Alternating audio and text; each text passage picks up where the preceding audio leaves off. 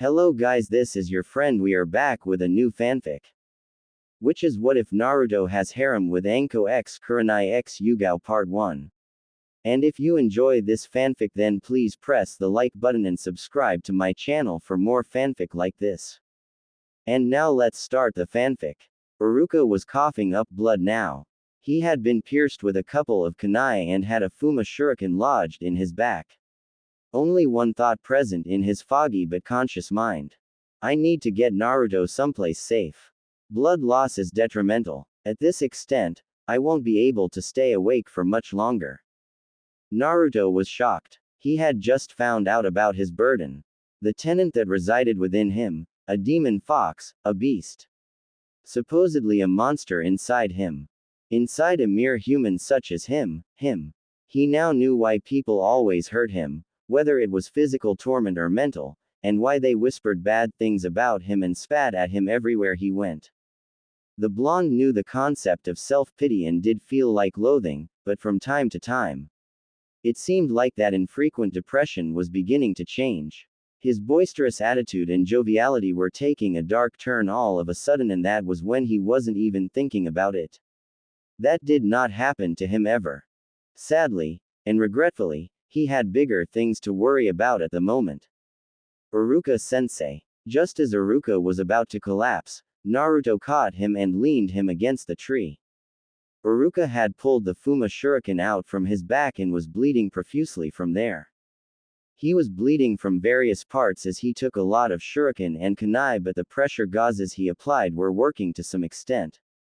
Thankfully, they didn't hit any major organ, but the blood loss was getting to him now. The Fuma shuriken had hit one of the arteries in the lower back, which if left untreated could force him to bleed out. He needed treatment fast. He was beginning to lose consciousness, but he was able to speak to the blonde before he did for the worst.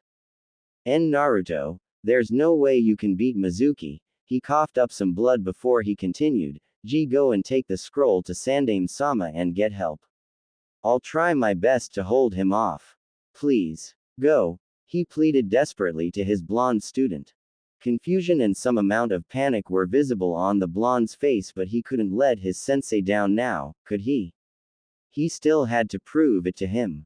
Iruka-sensei, there's no way you can fight Mizuki-tem this way.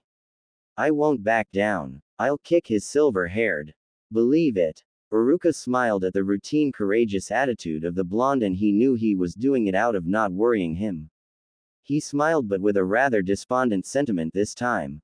That was the last thing he did before unconsciousness took over. The blonde could only oversee as he did so. Wah, Iruka-sensei. He's not going to be able to save you, you demon. Mizuki appeared on the tree across from them. You bastard. Maniacal laughter was his response. Lord Orochimaru will reward me. Oh yes, he will. For taking down the demon and getting the scroll both. He thrust his feet with chakra from the branch he was standing on, with his kunai in hand, held upwards, pertaining his attempt to thrust and slice the blonde with the blade upon reaching him. Naruto was caught by surprise and froze all of a sudden. Not being able to move. He very obviously could see that the silvered-haired Tem was about to slash him with his kunai, but he just couldn't move. Whether it was fear of death or was it that he welcomed it? Would that be so bad? That self-pity in the back of his mind edging over his rationality at the time. And he was familiar with these dark thoughts before, wasn't he? The blonde closed his eyes, having accepted his fate. Just as he was about to attack them. Rasengan. Mizuki screamed and was instantly blown away by the spiraling blue ball of chakra. The purest form he ever saw of the substance. He went through 2 trees before slamming into a third one, snapping it in 2 before his body came to a halt. His whole stomach was vaporized, and even the wounds felt like they were cauterized by the intensity and varying heat capacity of the chakra ball. Wind-natured, was it? Mizuki could only gawk at his executioner before he fell face first with a see-through hole in his stomach, on the ground, dead. The executioner stood at about 6 feet 1. Blood red, shoulder-length hair, with a tempestuous feel to it. He was wearing Anbu-styled black pants which were ripped at several spots with small cuts visible, with black blood-stained boots. He was wearing a black jacket with orange stripes running shoulder to forearm, with a gray undershirt in which bloody gashes were visible. The Uzumaki spiral stood proudly on his back.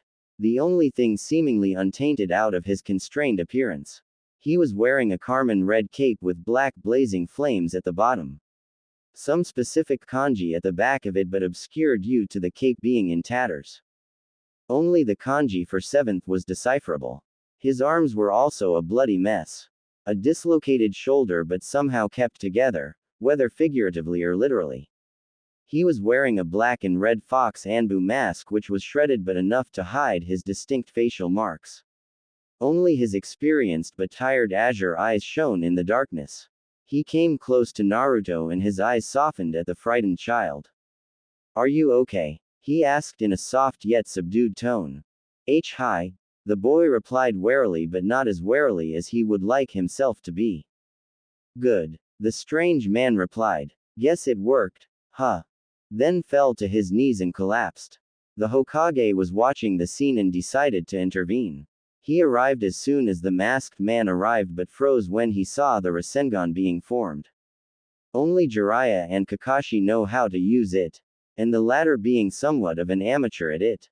He decided to wait and let the events play out. He was ready to intervene at a second's notice if something did happen.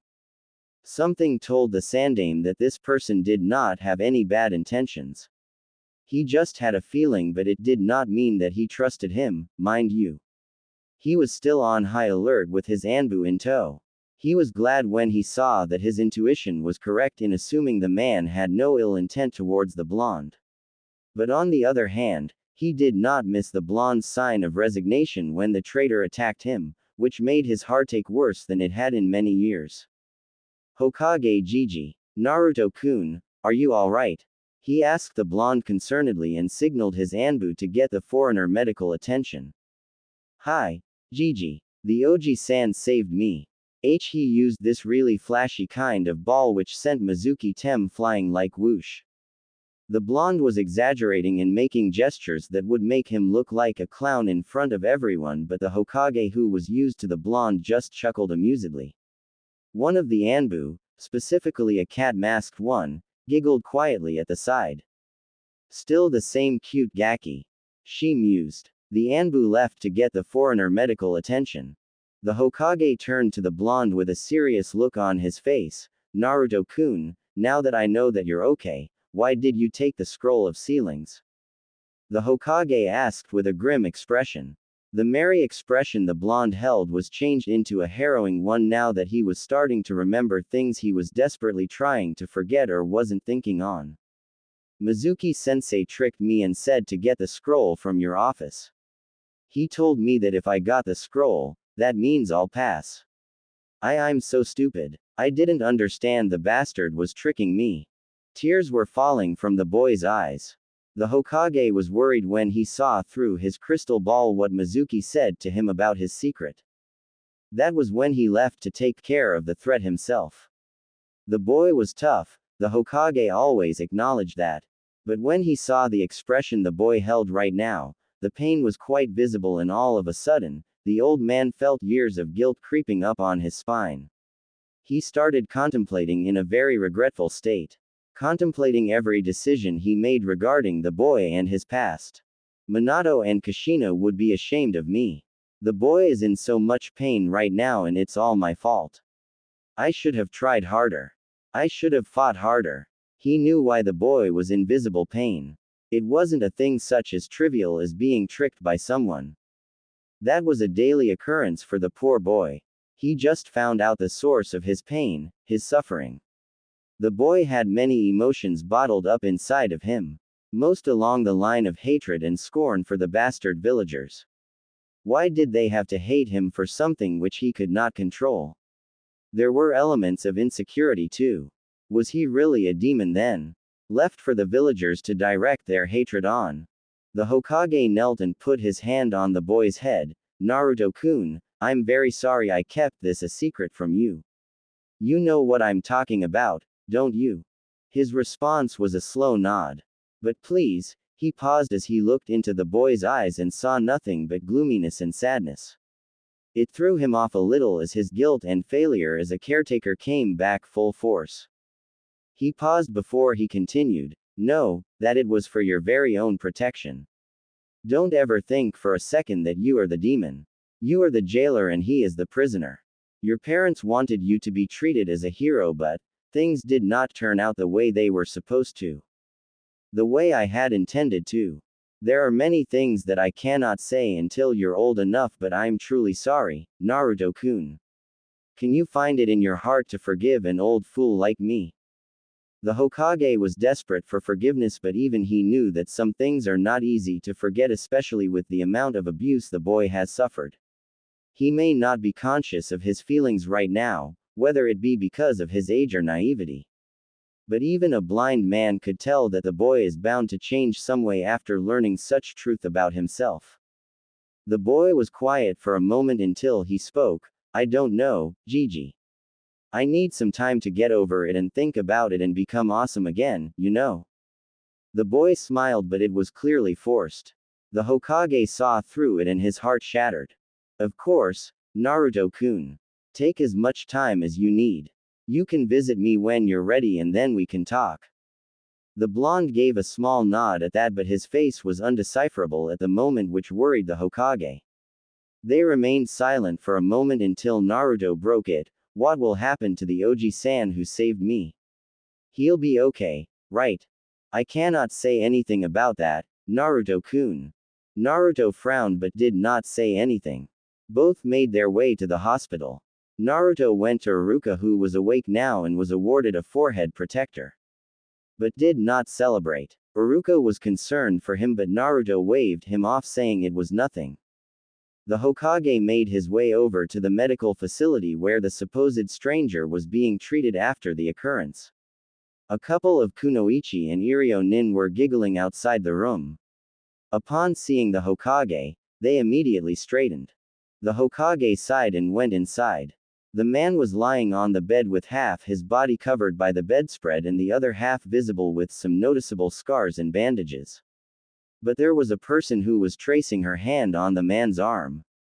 That person was none other than Neko, the cat-masked Anbu. The Hokage cleared his throat.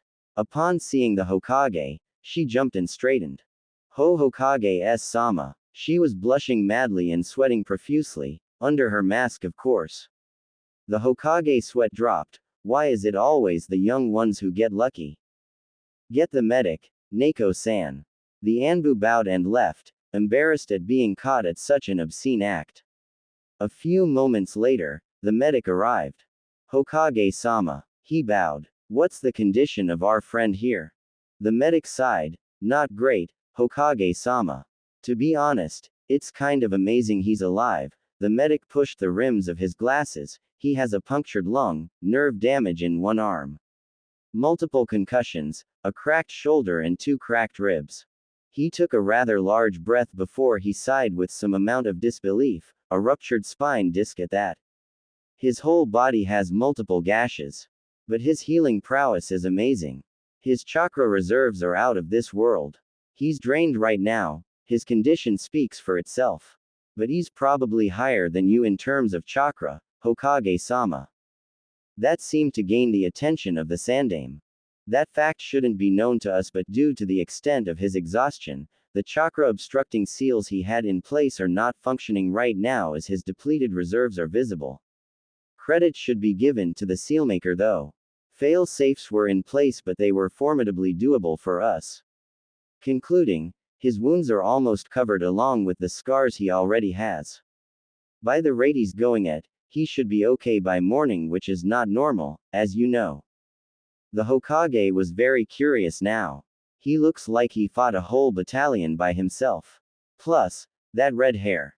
Only one person in the whole village had that hair. And she was an Uzumaki. Those chakra reserves and that healing prowess, although at a much substantial rate. Chakra obstructing seals. Haven't seen those for a while now.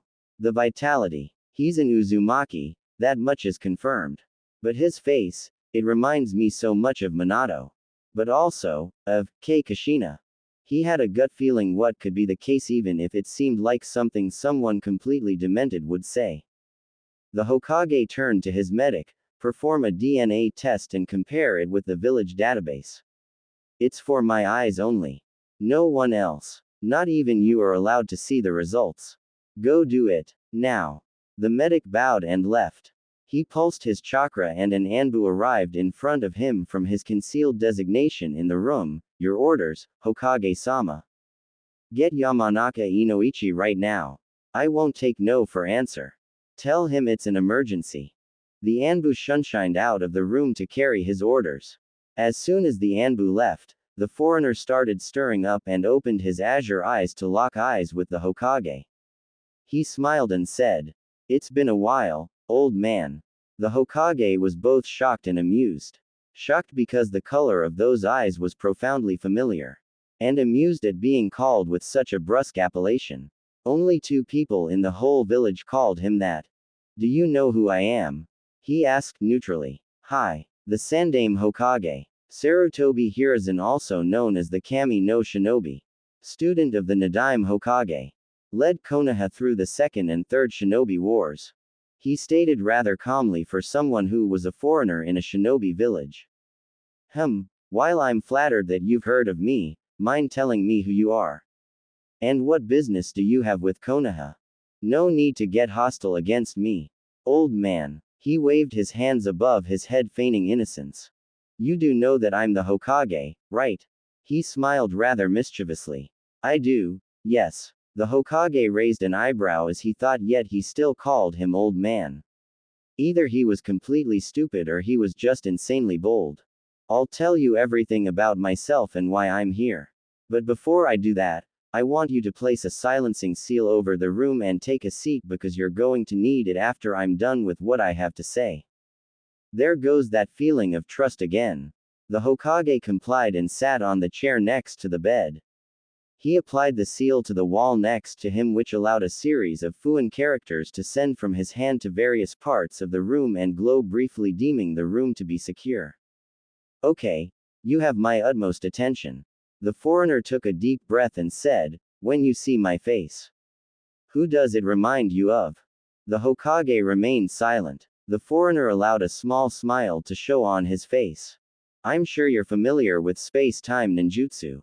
Your sensei, the 2nd Hokage Senju Tobirama, invented a technique called the Haraishin, which the 4th Hokage perfected and made as his signature jutsu.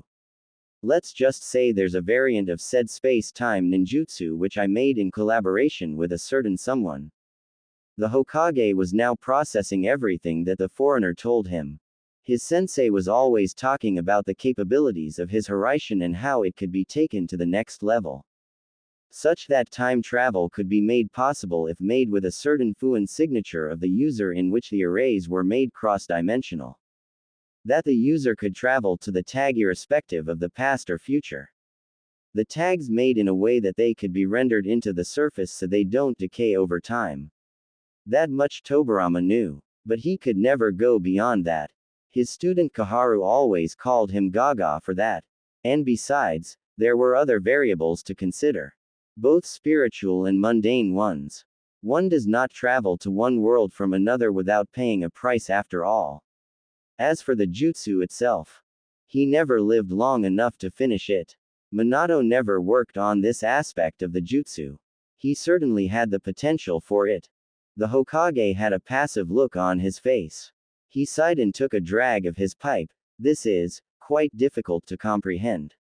Say I was to believe you, what business do you have in Konoha? And I mean our Konoha. The foreigner chuckled. Figured it out, huh? Let's just say, a lifetime worth of wrongs needed to be rectified. He paused and then said, I have a lot to tell you, Gigi. But before I do, let's wait for the tests you had done on me. I need at least one ratification so I don't sound like a complete lunatic, don't I think? The Hokage merely rolled his eyes at that. Of course you'd know. Fair enough. He got up from the chair he was sitting in and went towards the window with his arms crossed behind his back. He took another drag of his trusty old weary pipe. That vocal tick. The Rasengan. Uzumaki vitality. Azure eyes. The only differences are the slightly altered whisker marks in the hair. Either he's a proficient masquerader or I'm bound to be in for a long night. Kurenai was standing on the rooftop taking some much-needed fresh air. She had been stuck in that room for so long that hyperventilation and claustrophobia were impending upon her like a dark cloud. It had been a couple of days since she had been admitted to Konoha General due to some much-needed respite ever since that mission occurred. It did a number on her. She needed to remain in the hospital for a few days even though it was against her will, but it was standard protocol for a shinobi. At least they let me change into something comfortable. I felt like someone was watching me all the time with that stupid hospital gown. Which was all speculation, of course. Many did indeed hit on her, but she turned them all down rather rudely, which earned her her repute. She didn't mean it that way, and she wasn't a prude by any means. It was just that she hadn't won anyone she was interested in. Well, she did once, but he was gone now and wasn't planning to come back anytime soon. Her outfit at the moment comprised of a loose-fitting black shirt which did little to no effort in hiding her impressive assets. Dark blue shorts showing her slender and slim legs which hugged her tightly at her rear. A bit more than she would like, but she had Anko deliver her clothes in the hospital and was deeply regretting doing that. But at the moment, she did indeed was looking every bit of the bombshell she was. She wasn't trying to show off. Well, not intentionally. She was staring demurely from the ceiling of Konoha Hospital, looking at nothing in particular and just thinking. She heard a voice called out to her. Bad day, huh? Kurenai sighed. Great, just what I needed, another cheap flirt. As if today wasn't enough already. Yes, it is, she said without turning back or looking at the person. Hopefully, that was a good enough signal to get lost. She was already pent up enough as it was. Listen, I'm really not in the mood to handle any bullshit today. Just off please. She practically waved the man off without even looking at him. The man chuckled. Ouch. That bad, huh? Well, I guess I'll leave you to it. I just wanted some fresh air. Sorry for bothering you. The man sounded generally sincere. Now Kurenai felt really bad that she snapped at him like a Karen, but she couldn't help it. The circumstances that led to her despondent and melancholic mood made her want to kill herself, as hypothetical as it gets. And besides, she was used to so many men hitting on her aside from those who knew her and her colleagues, that she wasn't really accustomed to someone actually wanting to talk to her and get to know her without actually throwing themselves at her. Wait, she exclaimed at the person who was trying to be cordial towards her. Look, I'm really sorry for snapping at you like that. I just had a really bad day, and... She trailed off once the man turned around, and she finally turned around to look at the man she was addressing. She hadn't seen him since she had her back turned away from him. She blushed rather unexpectedly, which was a rare sight for those who knew her. Naruto was wearing a white undershirt which did little to hide his well-built physique, along with bandages wrapped on various parts of his arms. His healing prowess had been a little slow since Kurama hadn't woken up yet. He was wearing gray trousers with slippers at the bottom. As casual as it gets. He held a crutch in his right hand for support. His red hair was tied in a ponytail with a few strands escaping from the front. His azure eyes shone bright and warm from the angle he was standing in, but with a tenor of mischievousness in them. His whisker marks, although not as distinctive as Chibi Naruto's, they were more rugged and masculine, making him all the more appealing for poor old Kurenai. His lips tilted upwards slightly upon seeing the effect he had on her. Like what you see. Kurenai blinked and then jumped slightly, blushing full red, which would have made a certain Hyuga proud. What? She stated as if he were incredulous. No. Well, I mean, I was just looking at your bandages, they're quite fascinating. She cursed herself for acting like a schoolgirl all of a sudden. My bandages, huh, I didn't know they were considered such an oddity here in Konoha. He mused. And to her continual embarrassment, the man laughed. Quite full of yourself, aren't you? He wiped stray tears from his eyes and immediately stopped upon seeing her glare but still let out an occasional snicker. I'm so sorry. It's just that I haven't felt this unperturbed in so long that I forgot how to laugh. I needed some type of consolation, mind you. And I apologize begrudgingly that an alluring woman such as yourself were the test subject. She blushed again, although on a lighter note. Flattering me won't get you anywhere, Shinobi-san. He smiled, not at all surprised that she knew he was a shinobi. Although the wounds should have been a dead giveaway. You're right, well, let's start over. His smile was making her feel warmth she hadn't felt before. Not in an intimate sentiment but rather in an earnest tone. His chakra was also calm and soothing but at the same time quite peculiar, she noticed. It was like she could sense the weird nature of it but at the same time nothing at all. Ambiguous was the word she would use. She was a censor after all. But the Uzumaki in front of wasn't one with ordinary abilities. After all, being a master of the sage arts has its perks. My name is Uzumaki Ashina. Pleased to meet you. An Uzumaki. That would explain the red hair. Probably the first to step into Konoha next to Uzumaki-kun after Kushina-san. She inferred. My name is Yuahi Kurenai. Pleased to meet you too, Ashina-san. He nodded with a kind smile. He walked or rather limped his way towards her which made her lean forward to help him but he raised a hand signaling that it was fine. He cursed. Wake up, you big ball of cubes. He leaned on the balcony next to her. Are you a sensei? She raised an eyebrow. Soon to be one. What gave me away? I don't know, you just have that sense of professionalism around you, even though how particularly rude you were to me just now. He said the last bit whilst rolling his eyes at her deliberately which made her squint her eyes and smile with embarrassment. Sorry about that, she said whilst clenching her teeth nervously keeping her smile before she continued apologetically. I have a lot on my mind right now.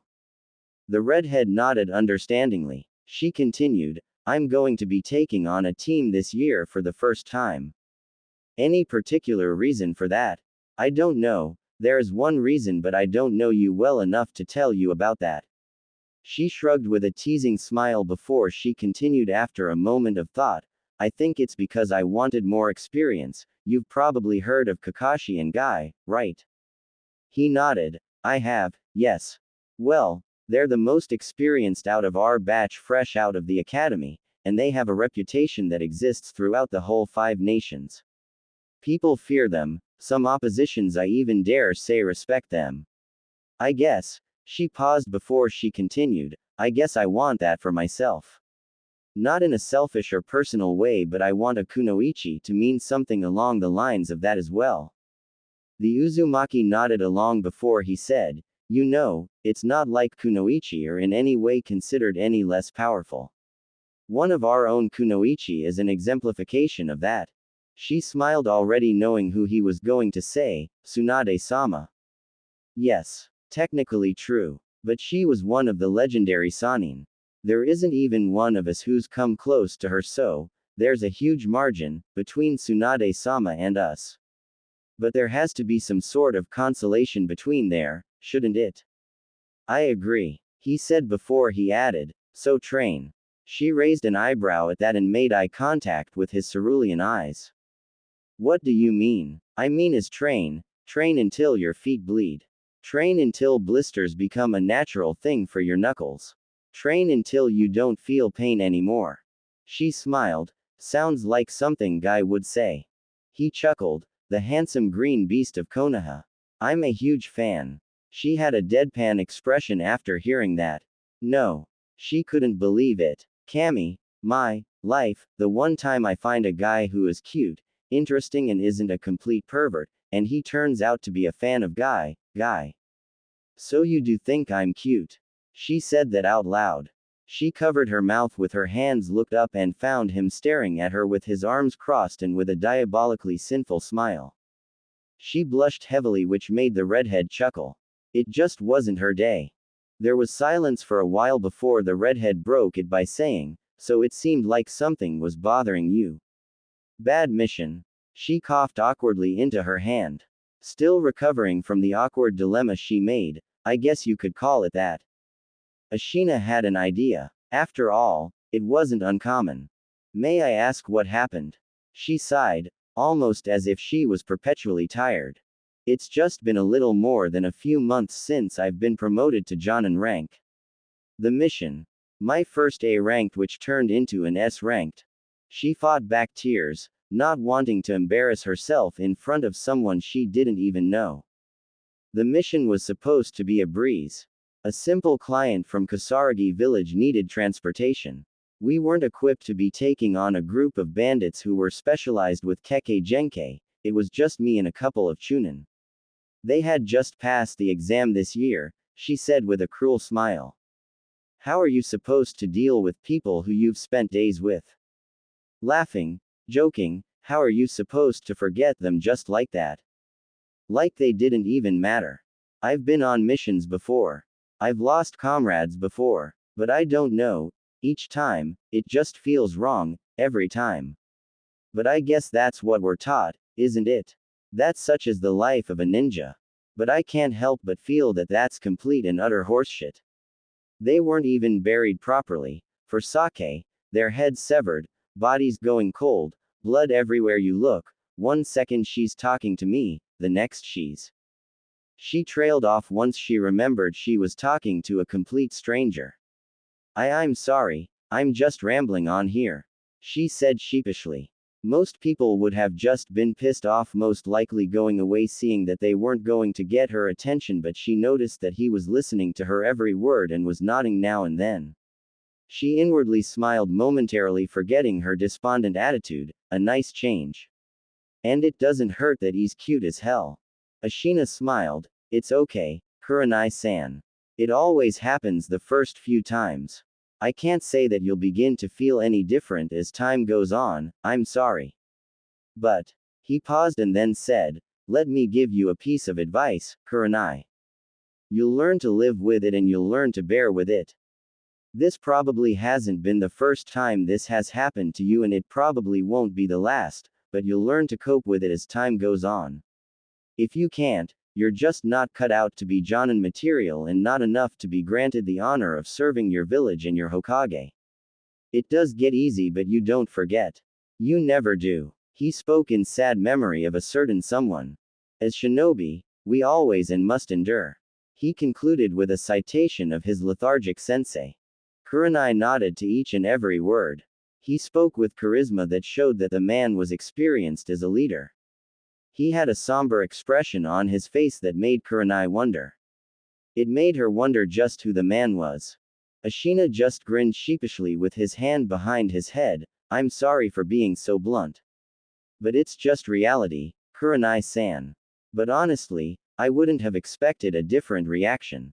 I don't know what exactly happened, and what you and your team went through, but I can tell that you cared about them. In the end, a shinobi is still human. He continued, but from the discipline you have on your sentiments, considering what happened. It shows that you can make it. That you have what it takes to survive. I hope we work together in the future. Hopefully, as comrades. She agreed with his each and every word and nodded, pertaining she hadn't minded. Are you applying for citizenship, Ashina-san? She asked neutrally but hopeful inwardly. Wait, why was she hopeful?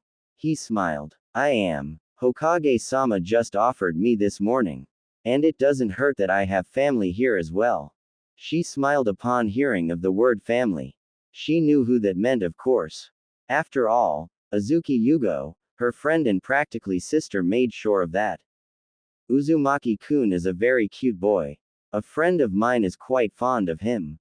That boy really has a heart made of gold. Oh, and his adorable whisker marks. She stated with a fond tone before frowning a little. You know of his circumstances, Ashina-san. Anger flashed through his azure eyes for a second. Kurenai could have sworn she saw crimson but quickly shook it off as a concoction of her own imagination.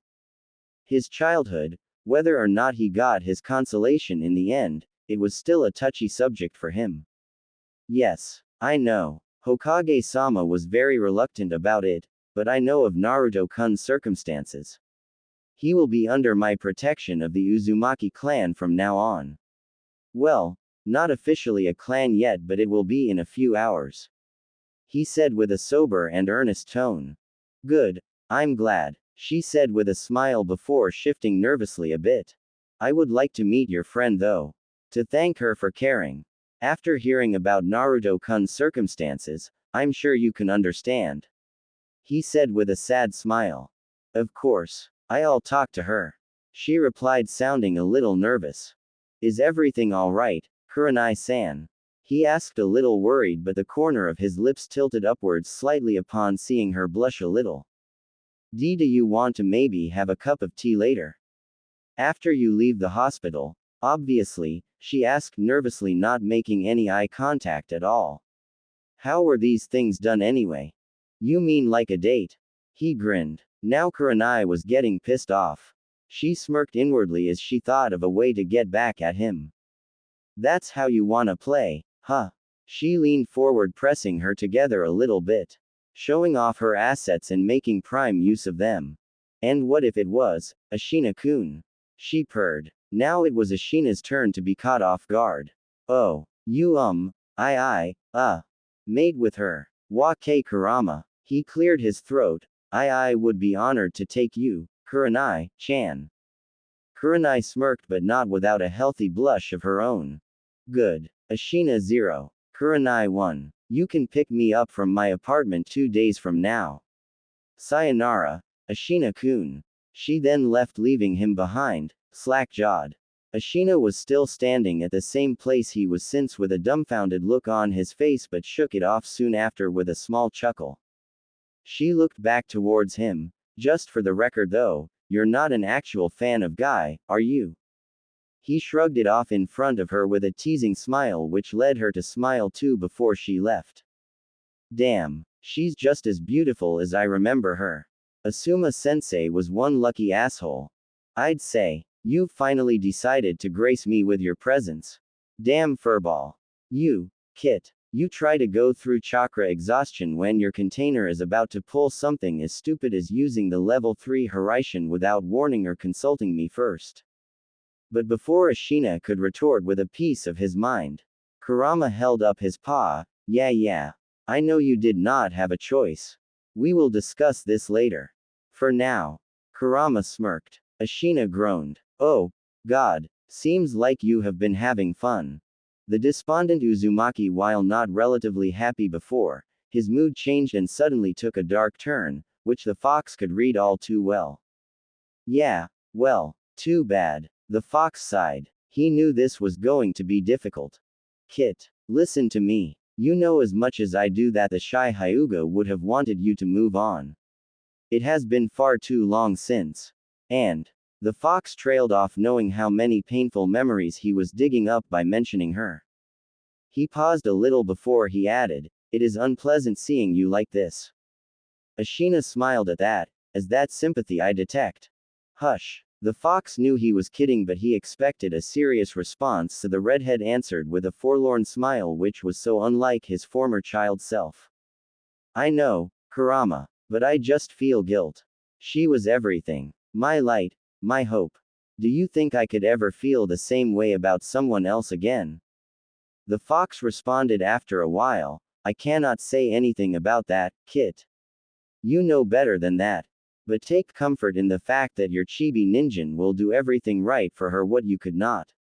You now know what Kushina had in mind. And you know our plan with Hiashi.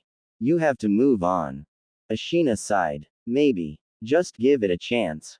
Fine. He then smirked after the fox closed off his eyes, inditing sleep once more. You know, you give really good relationship advice. And this isn't the first time. Whether if it was war everywhere. Did the big scary fox have a vixen to twinkle his fur to? He laughed when the fox just flipped him off and went back to ignoring him. Just as he was about to exit the mindscape. For the record, it is good to see you're okay, Kit. Ashina gave an appreciative smile and exited the mindscape. Same. Furball. Naruto was sitting on top of the Yondaime's head, on top of the Hokage monument. The sentiments going through the young blondes were along the lines of, Am I really a demon? Why did the fourth Hokage choose me?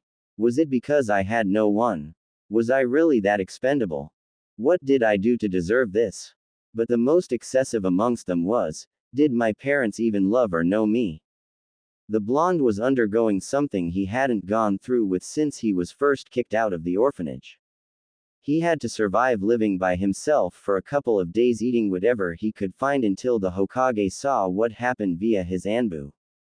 The blonde still had occasional nightmares due to him surviving the cold nights by himself. Missing the academy, and even if he went, he couldn't stay awake. Everyone just shook it off as the blonde with his theatrics. It was not until the blonde was visibly malnourished enough that the Hokage finally noticed. He did not tell anyone about his current place of dwelling because he did not want to be a burden to his Ji-san. The blonde was quickly realizing that he was going through one of his bouts of anxiety and depression. Not that he knew what that was. Whenever he had one of these low moods, as he called them, he always put on one of his fake smiles. And as time went on and a couple of bowls of ramen later, spending time with his Ayame Ne-chan and Tsuki Jizan, he would be back to his merry self. He always shrugged it off to assure himself that he was fine and he would become Hokage, then everyone would acknowledge him.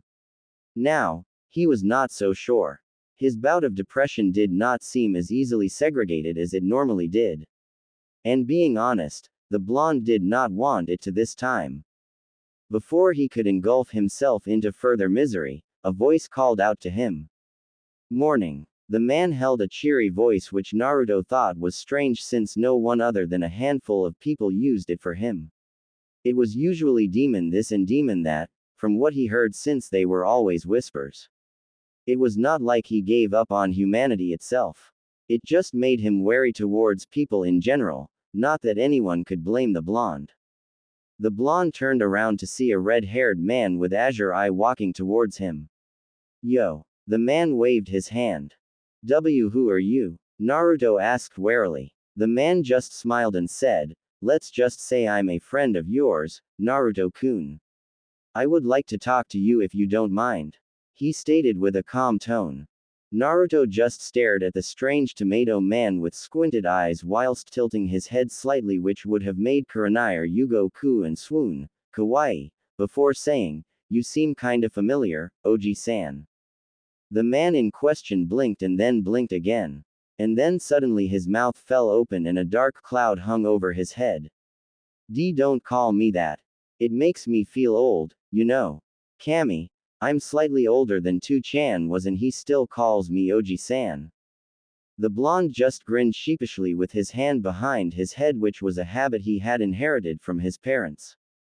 Wait, you know, Faye. Ripoff. Weird, isn't it, Kit? Hush. He suddenly had wide eyes. It's you. The Oji-san from the other night. He said shockingly. I said don't call me that. You can call me Ni-san or Ni-chan but not that. Well, you're old, so why shouldn't I call you that? Didn't anyone tell you the difference between an Oji-san or a Ni-san, chibi? Oi, who you callin' chibi? Well, who you callin' an old man? The two had their heads colliding with each other with sparks visible, until the older one pulled back, admitting defeat with a small chuckle. Okay, you win. I'm sorry, but I'm not that old, you know. Naruto narrowed his eyes a little bit and lowered his head, it's okay. It's just that I haven't called anyone Ni-chan before. Ashina frowned upon seeing his narrowed eyes. Come with me, Naruto-kun.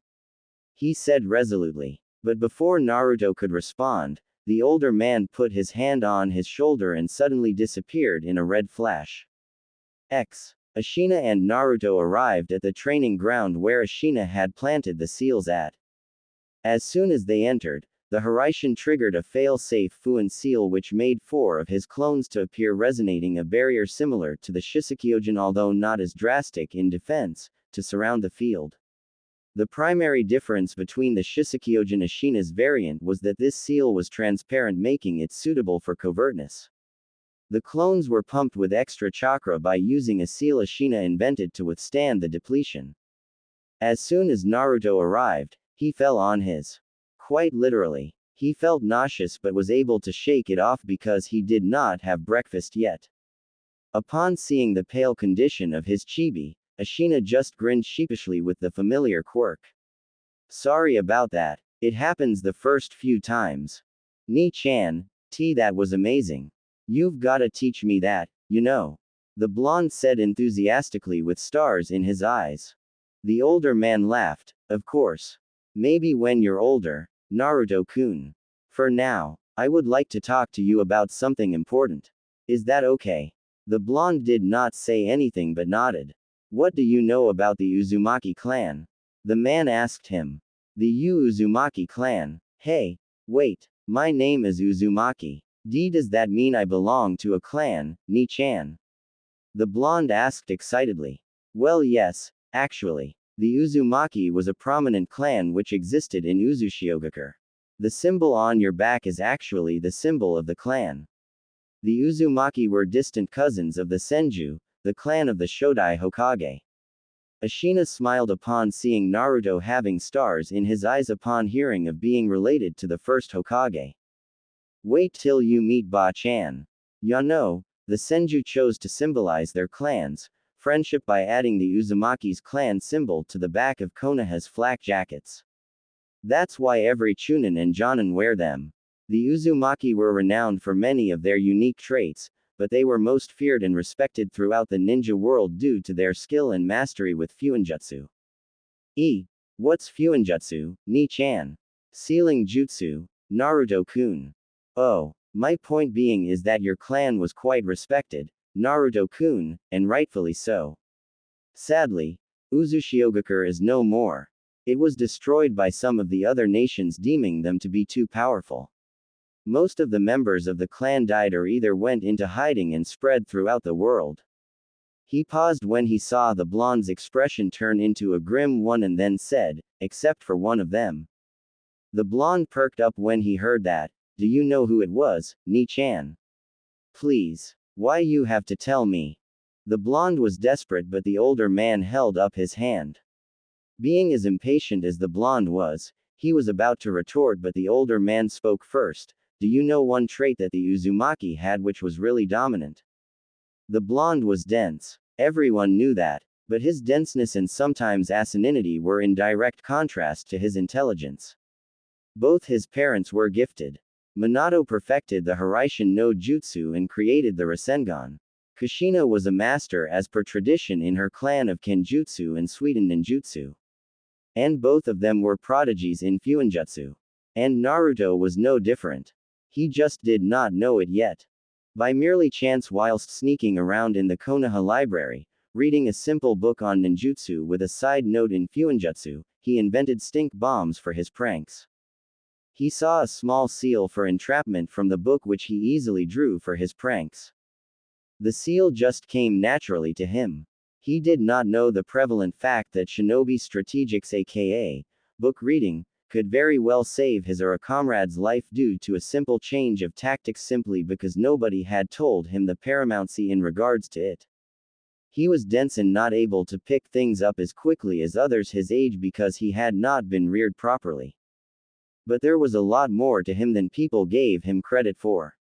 The Anbu which were victimized by the evil blonde bastard, as they called him, could very well testify to the fact that the blonde knew how to evade even the most diligent of the Anbu, but except for a certain brown-haired scarred sensei, they could never catch him. His tactics, although unorthodox, always worked.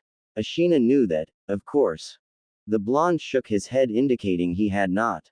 Well, the Uzumakis were predominantly known for their vitality, their chakra reserves. He paused a little before he said, and their ash-red hair. But Ni-chan, you have red hair. The blonde suddenly realized. Does that mean? It's true, Naruto-kun. I'm an Uzumaki. What? The older man remained silent, allowing Naruto to fathom and deal with the influx of emotions he had going on. The blonde in all conscience did not know what to think. Ever since he grew up, he had been told by his Gigi that he had no family and that his parents had been killed the day the Kyuubi attacked Konoha. If his parents were not present, That did not mean that other members of his now just recently discovered awesome clan did not exist. To be honest, this was all the blonde ever wanted. To have someone to call as family. Family. The word sounded so foreign to him. So the old man told me all about your unique circumstances. The man was not able to finish as he suddenly found himself being glomped by his blonde counterpart, who suddenly started sobbing. The sobbing soon started to subsume whimpers as soon as the blonde found warmth at being embraced back. The blonde just had enough. He had kept his emotions hidden behind his fake smile for way too long. He never let people see his vulnerability. But this time, he did not care if anyone saw him being vulnerable like this. This time, he thought this. He had lived enough of his life in isolation and seclusion. Consequences be damned. Ashina just gave a sad smile when the blonde suddenly hugged and immediately hugged him back. Shish. I'm here, Naruto-kun.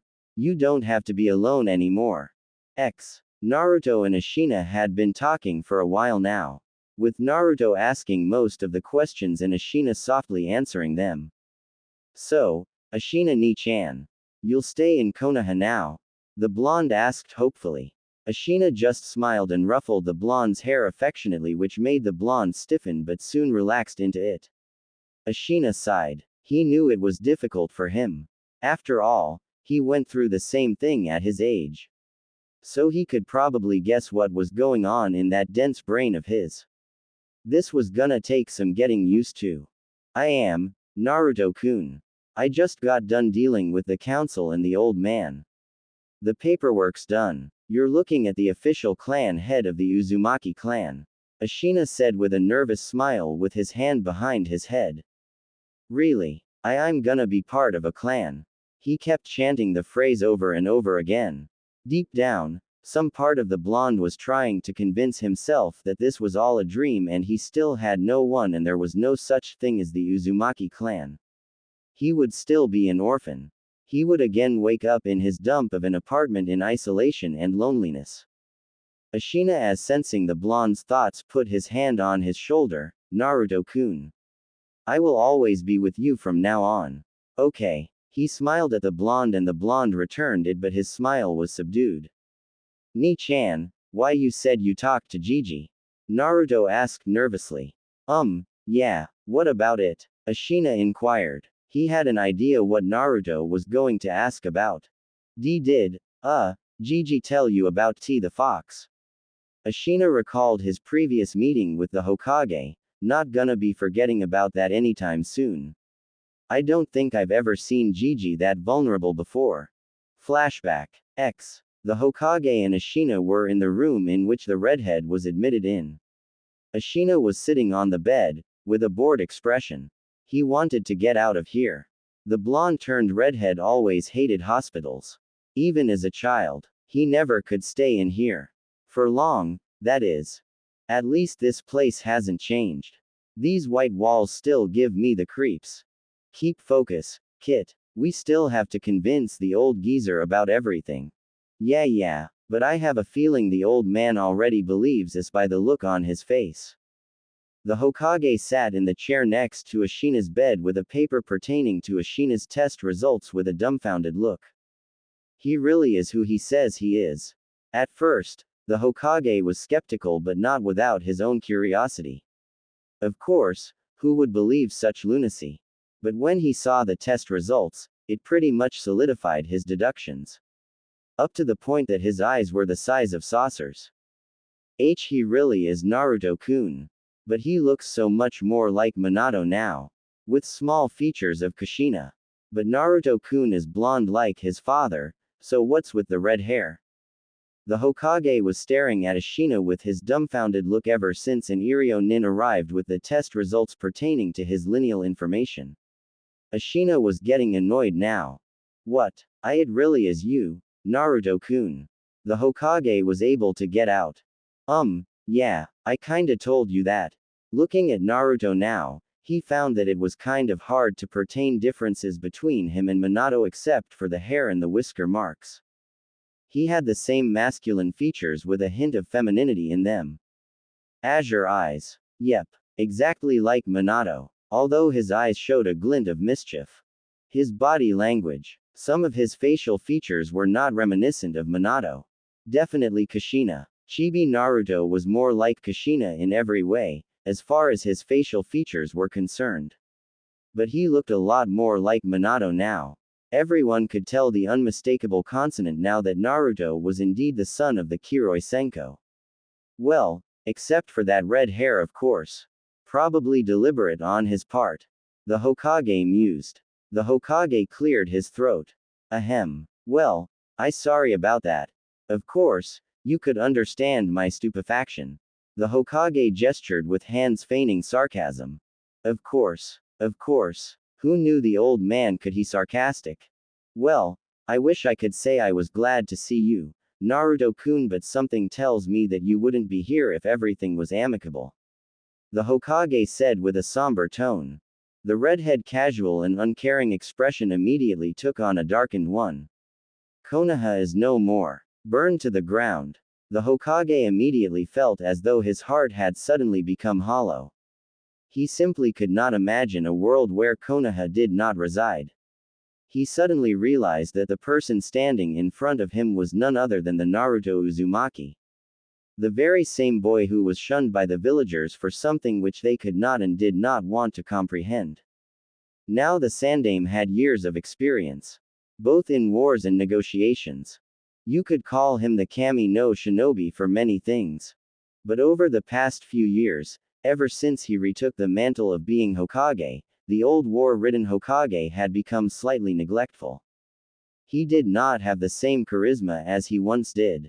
He even let himself become overwhelmed by the council at times by his advisors, the decision most conspicuously being the Uchiha massacre. Now, the Uchihas deserved what they got to them. There was no denying that.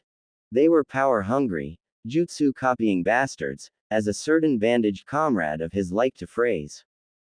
But doing this had done a condemnable thing to one of the only good, honorable and righteous Uchihas left, who took the censure as having the burden of being both a shinobi of Konoha and dolorously as a member of his clan. The Hokage still felt guilty and lost many nights of slumber because of that. There could have been another way. There was also the Hyuga affair. Accepting Kumogakure's demands is a last resort. Especially after what they tried to do. I shouldn't have accepted it. He also felt ample amounts of guilt in regards to a certain whiskered blonde. He also knew of the blonde's secret, which made him all the more aggravated with guilt. I should have fought for him.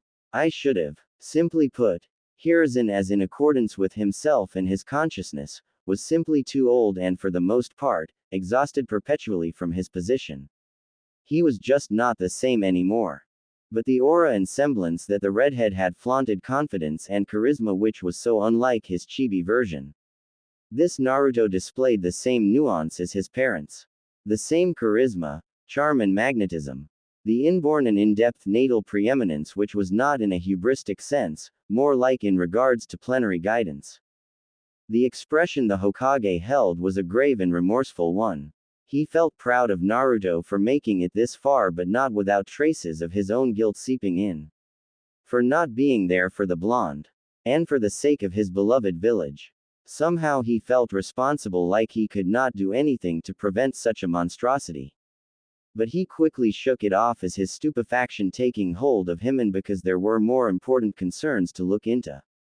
A few minutes went by as Ashina sat waiting for the Hokage to comprehend what he said. He knew that the old man needed a few moments. The Hokage did not know what to think. His love for Konoha, which was implanted by his sensei Tobirama and Hashirama, was overwhelming, and it felt like a fresh Kaden jutsu to the chest to hear that his beloved village was no more. That the will of fire itself and everything it stood for was no more. It had perished. Hiruzen shuddered at the thought. This is grave news, Naruto-kun. The Hokage said with a somber tone. You don't say. The Hokage sighed. As much as I would love for you to ensue sarcasm in our conversation, we have many more important things that require diligence, don't you think? Of course. Ashina replied, immediately straightened. I take it you were the Hokage? The Hokage asked. Yes. The Nonodime. Oh. Who was the Rokudime? The Hokage asked with a hint of vehemence. Kakashi. Ashina said with a smile. I see. To be honest, the Hokage was not all that surprised about that particular fact. He always thought about who would be his successor, and Kakashi always seemed like the logical decision other than that lazy Nara who would be the best suited, but the Hokage knew that he would not submit to this role willingly and he was simply too lazy for it. The Hokage paused for a while and looked at Ashina with a contemplative expression. He already knew that everyone from Ashina's generation had been bereft of life, if Ashina's expression was anything to apprehend. So he did not find the need to question his role nor his generation's.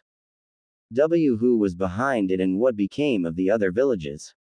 The Hokage asked with a hint of finality. Uchiha Madara and Uchiha Obito. Ashina said with a tone full of spite and contempt.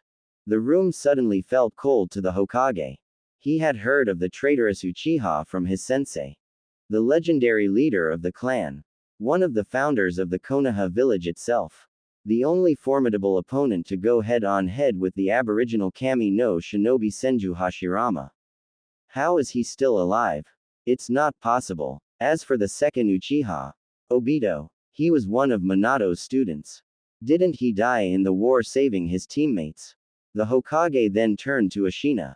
He would inquire later. And as for the other villages, I'm kind of worried that I might jinx the timeline. I've already revealed information that I shouldn't have. At least in regards to events that might actually change something significant. I'm either in a parallel universe or in a paradoxical loop. I'll have to consult Kurama about this. The jutsu should have negated the paradox. It shouldn't affect the future if I do things without relevance to the past in case of a parallel. But if it's a paradox, it's safe to say I'm probably. 'Cause if that's the case, then even my mere presence can affect the timeline. Madara. At least Gigi doesn't know about this, and for the time being, I shouldn't tell him either. At least not before I talk to Kurama. I didn't account for that as I was about to get captured.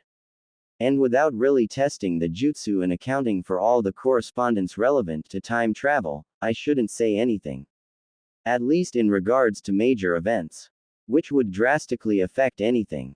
So wait for a while and I'll give you the information if the circumstances don't change in regards to the timeline.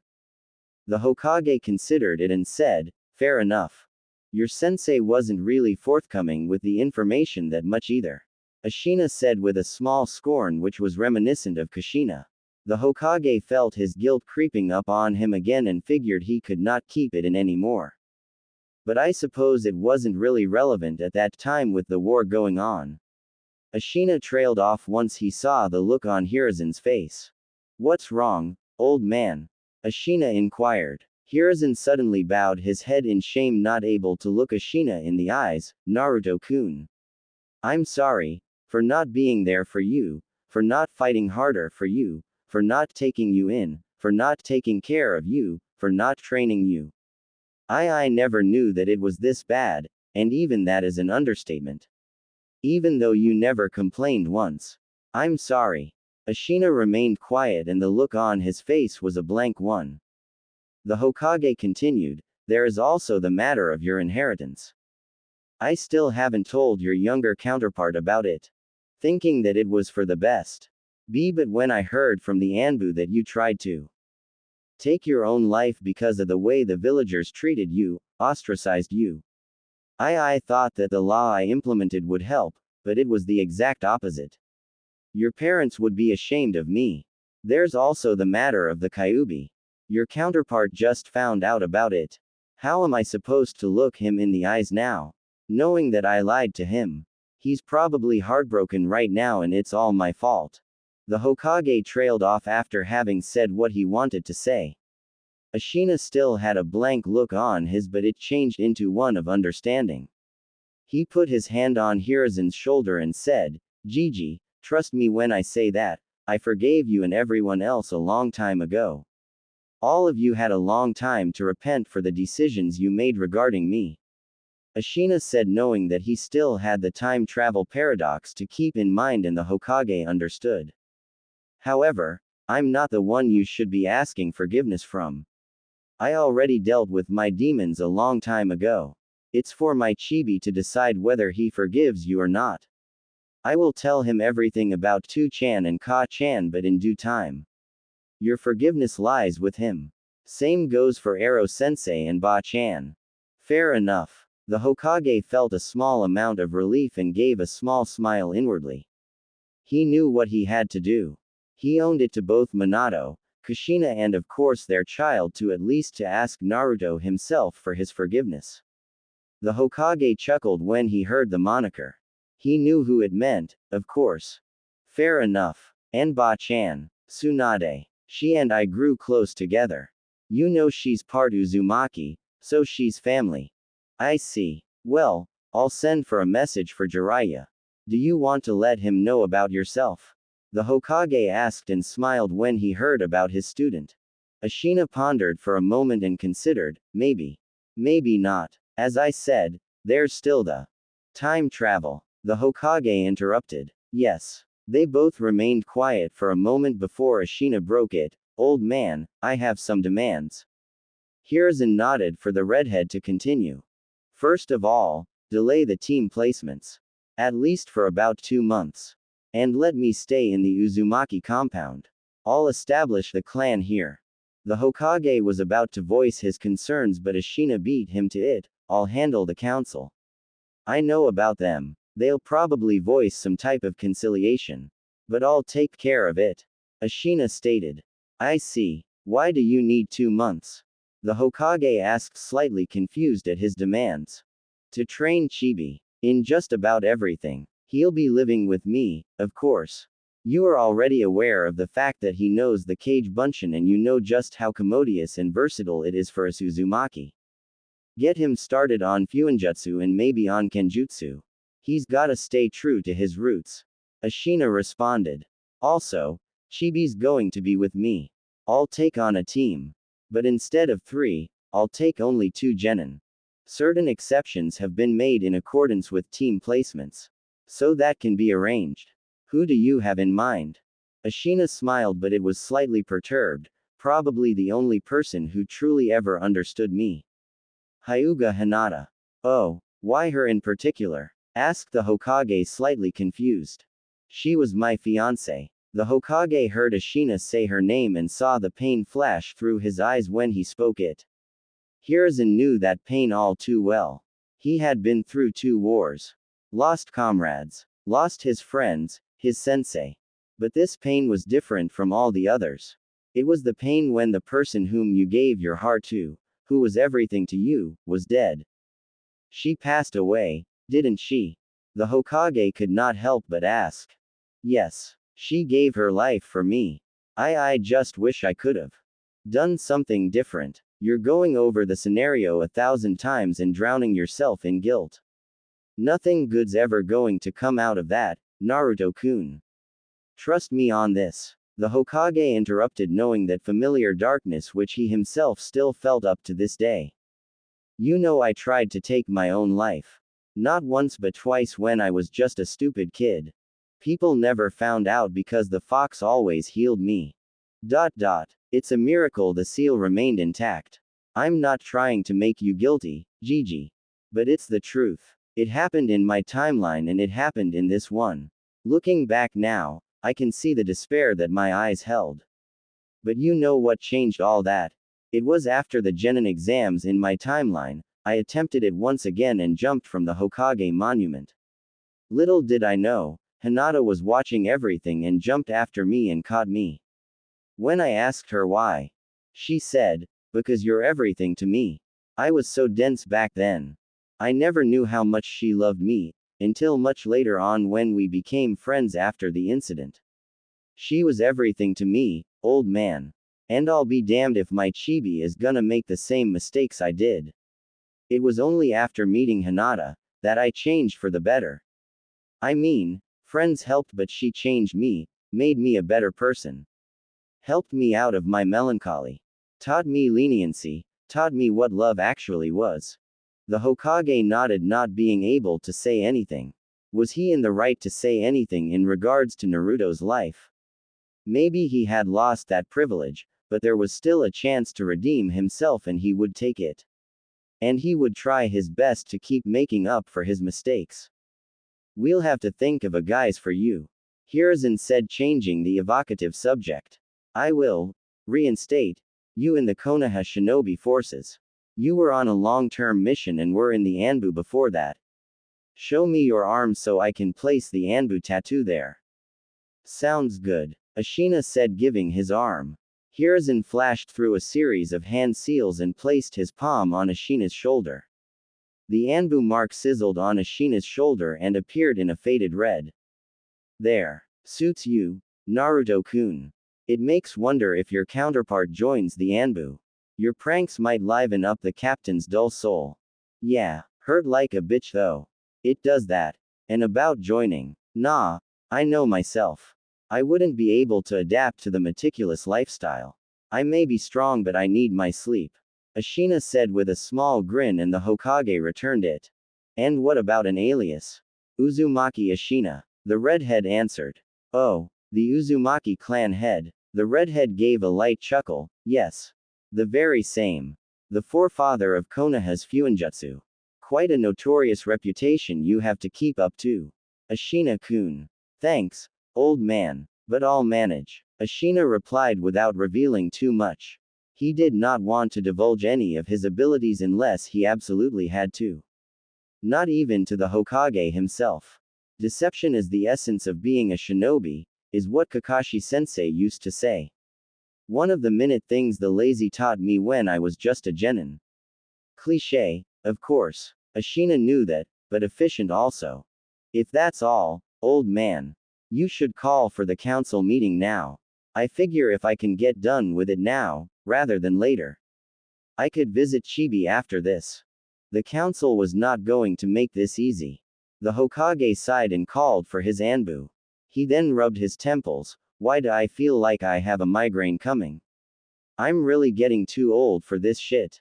Hinata bent down for the umpteenth time that day and coughed as she felt her chest swell as pain aggravated inside it. Again. She stood trying to ignore the aching pain in her left hamstring, which was swelling due to a Juken strike, and again took her gentle fist form. 50 out of 361 of her tenketsu had been closed off by her younger sister Hanabi. Her sister moved forward to strike Hinata with a palm strike. Hinata tried to block it, but due to the searing pain in her ribcage, could not do it fast enough and almost took the full brunt of the blow. Hiashi was watching all of this with a fierce demeanor. He then decided that he had seen enough. He held up his hand and signaled for them to stop. Enough. Both of you, go get yourselves cleaned up.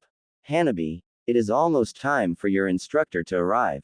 Hinata, meet me in the study with Kurenai-san. Both of them bowed to their father and then to each other and then left. Yuahi Kurenai was watching all of this with a grief-stricken look which was verily discordant on her beautiful face. She and Hinata had grown very close to each other ever since she'd been appointed by the Hokage and Hiashi for looking after her to a certain degree. She had started viewing Hinata as her younger sister. Who wouldn't consider her as one? She was so benevolent and caring but mostly reserved, almost like a gentle wallflower. Always kind and compassionate to people who were the exact verbal antagonists to her. Just like her arrogant asshole of a cousin. Kurenai inferred. It really pissed her off, even more than perversion, was that members of the clan reacted towards Hinata this way, saying things like, she's weak, and unworthy of the clan. Kurenai knew that Hinata had the potential to become of the best Juken users in the clan. She had seen the way Hinata had practiced her katas and sparred with her a couple of times. Kurenai knew that she could become exceptional at the art if her confidence could be resolved. She had excellent chakra control. Only one factor handicapped her, and it was her chakra reserves, which could be developed if worked on. How Hiashi never saw all this was beyond Kurenai. Kurenai sighed remorsefully when she recalled a conversation she had with Hinata. It was not that Hinata did not want to win. She simply did not want to hurt her little sister. It started out as simply defending herself and not retaliating her sister's strikes, which as time passed, turned into throwing her matches away simply for the sake of not hurting Hanabi. Her father grew more and colder towards Hinata as he saw Hanabi winning over her elder sister, which started to demoralize Hinata's confidence and self-respect. Kurenai had not noticed that Hyuga-ko's presence. He then called out to her, "Kurenai-san, your presence is requested with Hiyashi-sama." "Thank you. I'll be there shortly," Kurenai replied with a small nod of her head. Ko bowed and then left. Kurenai made her way to Hiyashi's study. The design of the study was extravagant but not overly lush. It was a moderate-sized dojo. Behind Hiyashi's desk was an assortment of various katanas which were probably exorbitant. It was a balance of nobility with luxury, which was reflected upon the Hyuga themselves, as they were known as the most powerful clan in Konoha with their all-seeing eyes. Kurenai thought that was a bit excessive on their part. Hiyashi was sitting behind his small desk in the traditional manner. In front of him were various papers relevant to clan business. Hinata was sitting on the left of Hiyashi, in the same dignified manner as her father, but something was different.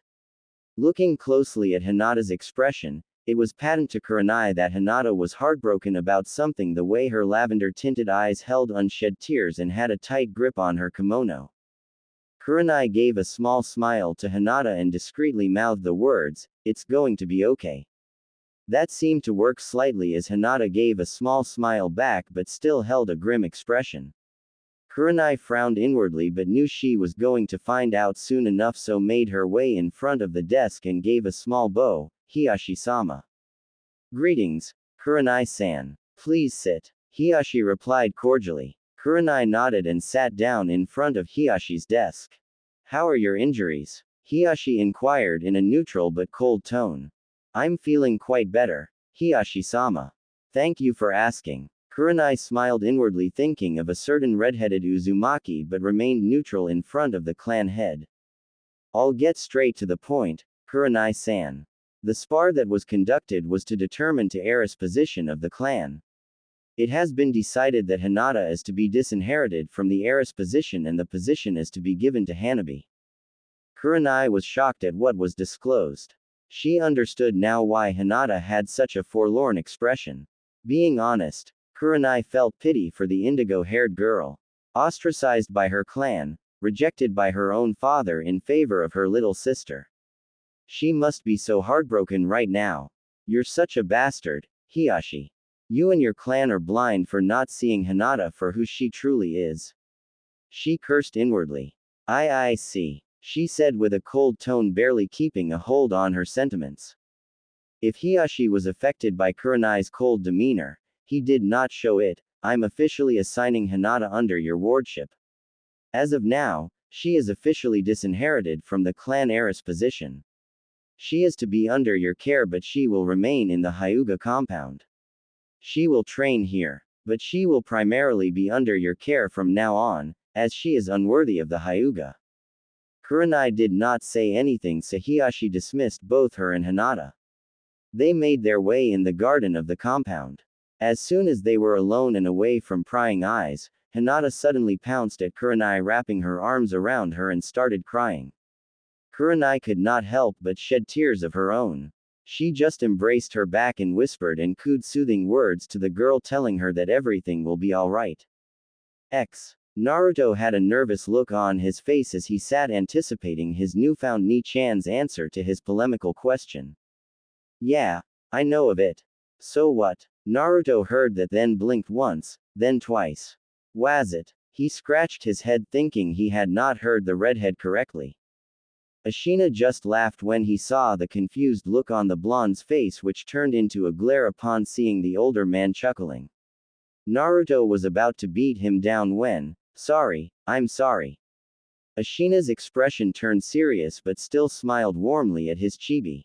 "Naruto-kun, I told you that our clan was adept in fuinjutsu, right?" The blonde nodded, so Ashina continued, "Well, there is a seal called the Hake no Fuin Shiki. It was developed by our clan. Normally, a Shisho Fuin is used to, say, seal a large enemy or an evil spirit into a target, such as an object or a human body." He grinned when he saw the blonde pale at the mention of evil spirits.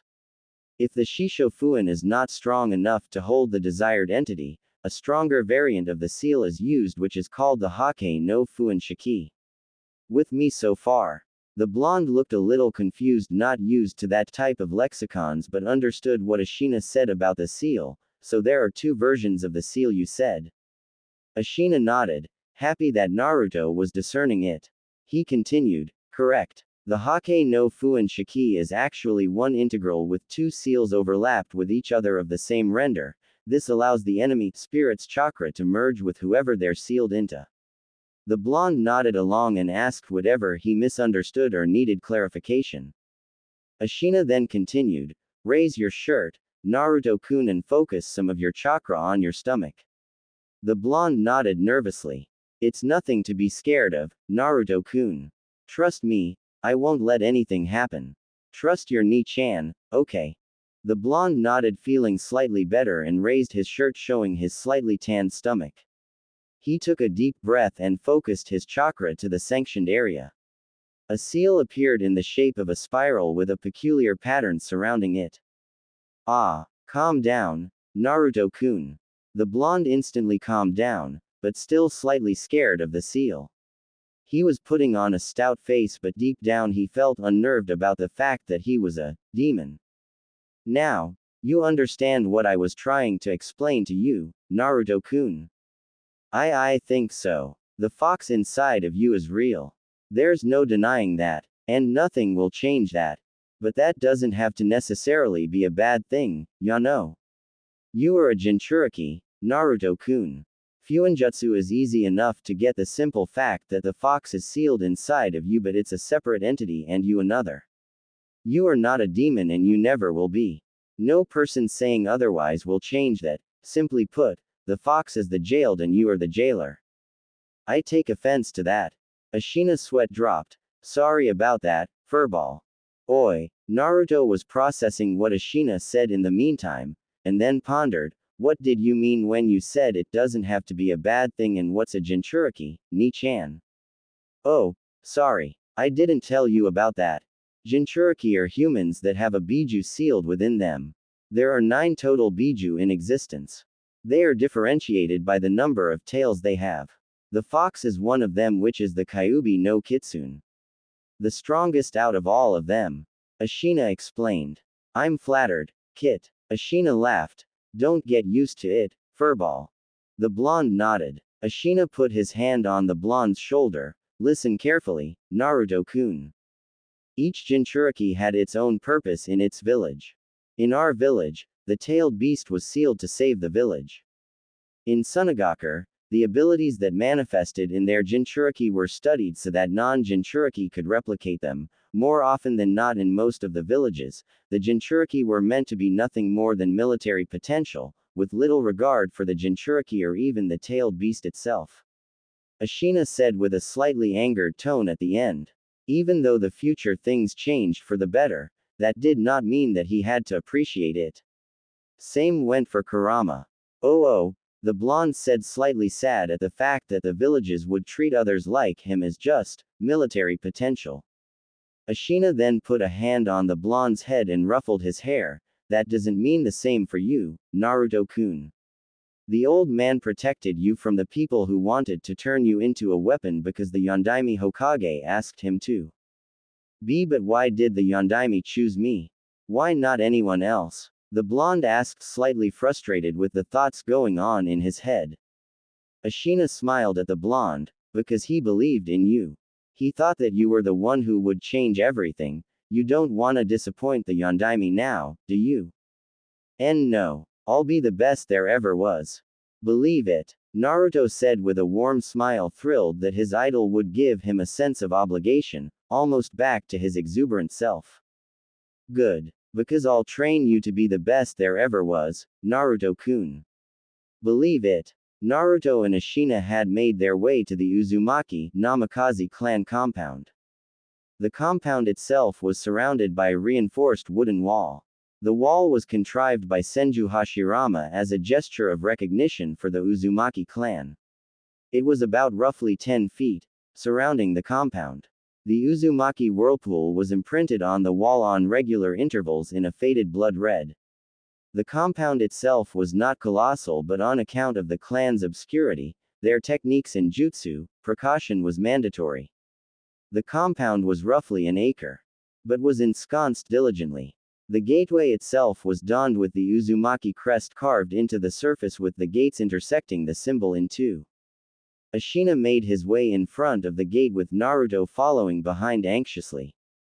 Naruto found it kind of daunting when his Ni-chan had told him that he would be living with him in one of the most affluent accommodations Konoha had to offer.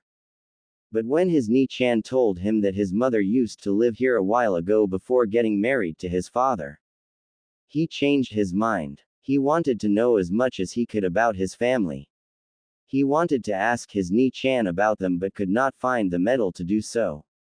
He was apprehensive that maybe if he found out, he would not like the outcome. Ashina sensed what the blonde was pensive about. He knew once he had mentioned Kushina, even if it was just an innuendo, the blonde would most likely inquire about their parents. All in due time, Naruto-kun. Ashina channeled his chakra to the front of the symbol. The seal consisted of several webs bound together by lattice-like arrays overlapped with each other.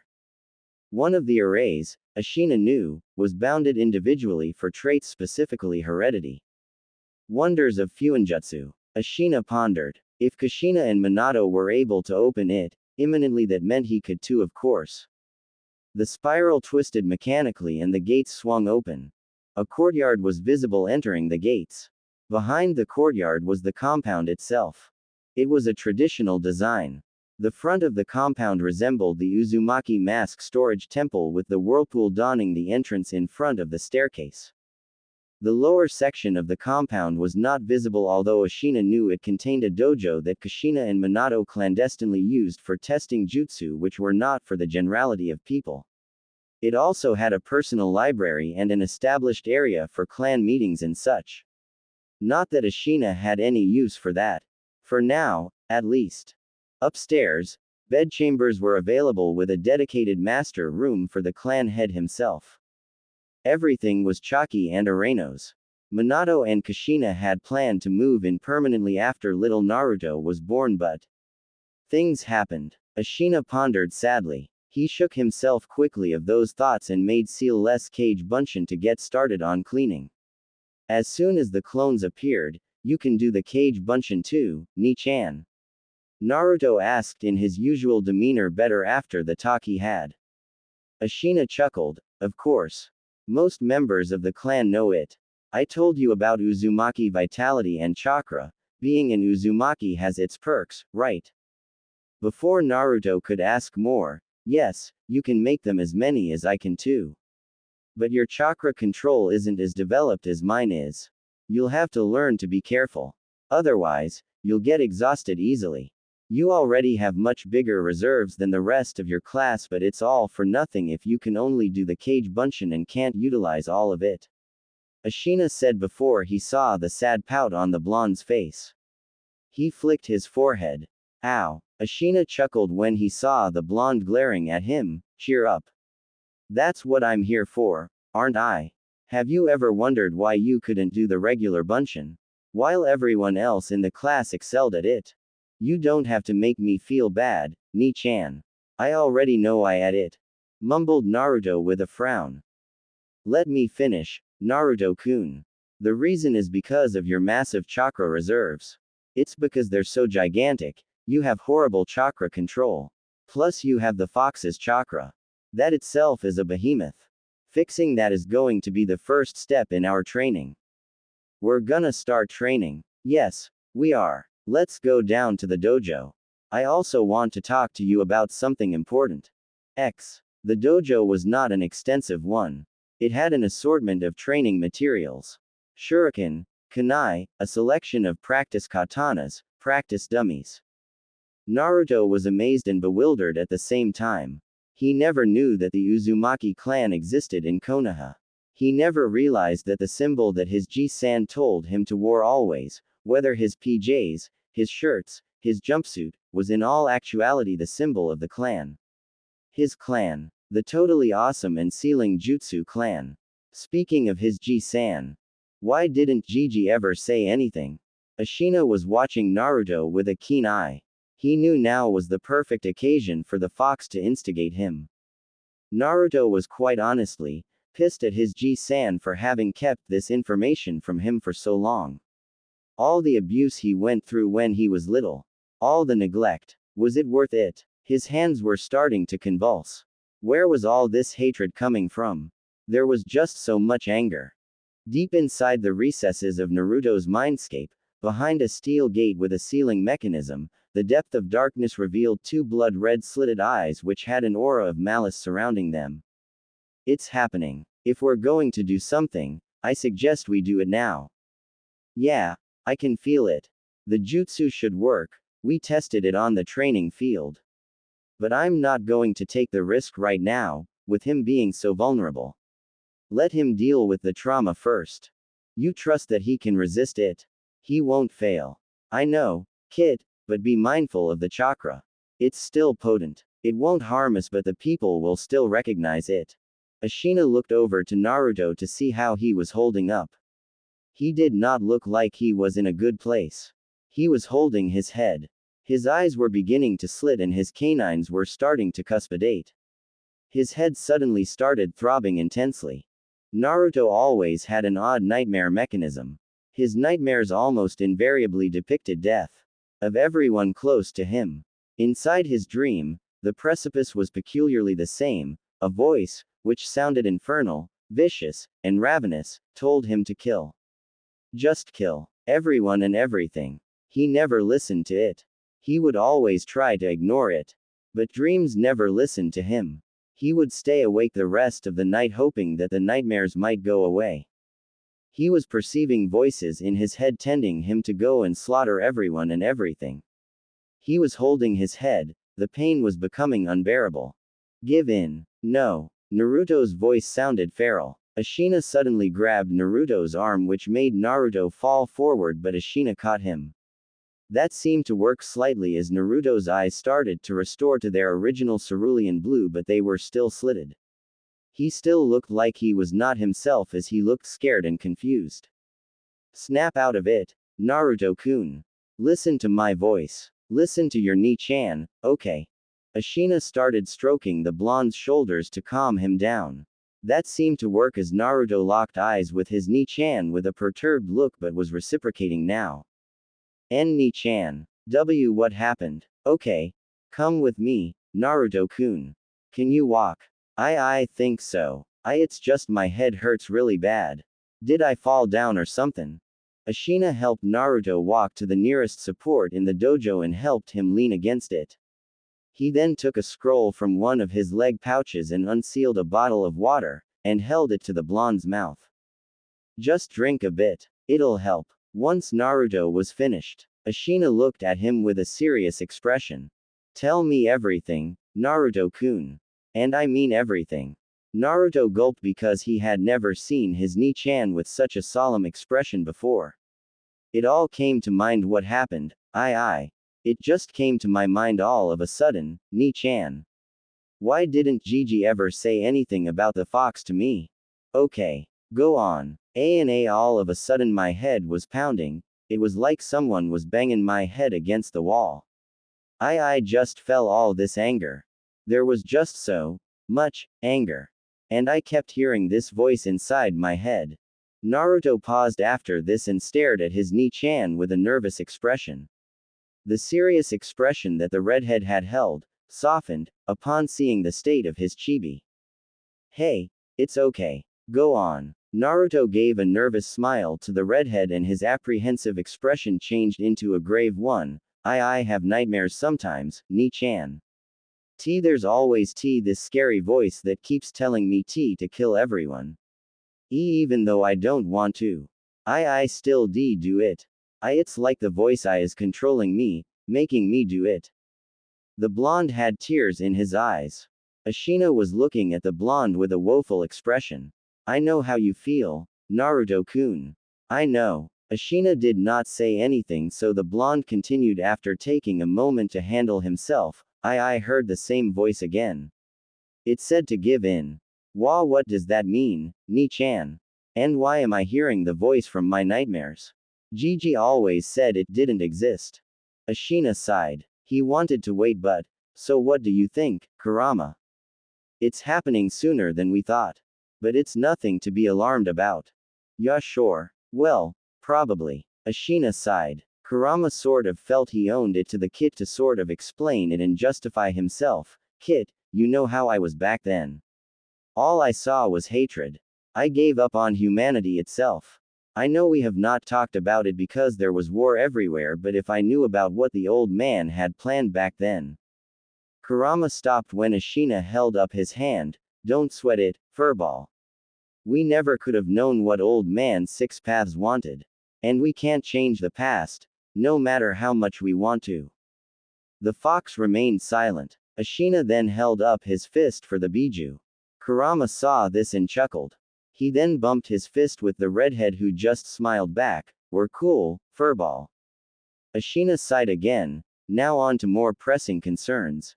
He turned to look at his blonde counterpart. Naruto-kun. Said blonde looked at his Ni-chan with his apprehensive look. Ni-chan.